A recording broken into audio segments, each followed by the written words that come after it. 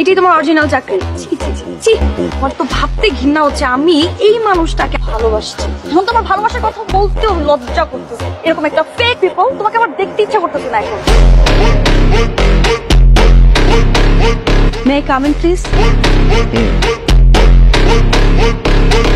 2 বছর একটা রিলেশন ধ্বংস করে ছেড়ে দিয়েছিলাম। কি দোষ ছিল সেদিন আমার? টিস্যুর মতো ছড়িয়ে ফেলে দিয়েছিলাম। আজ 2 বছর পর তুমি আমার অফিসে চাকরির জন্য আমার সাইনের উপর ডিপেন্ড করছে তোমার চাকরি হবে কি হবে না। এই অফিসে তোমার চাকরি সিইও স্যার।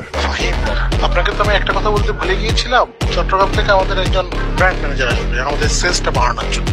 আপনি ওনাকে যথেষ্ট টেক কেয়ার করবেন এবং হেল্পটা করবেন। Sir if you don't mind আমি কি নামটা জানতে পারি? ওনার নাম ঈশিতা।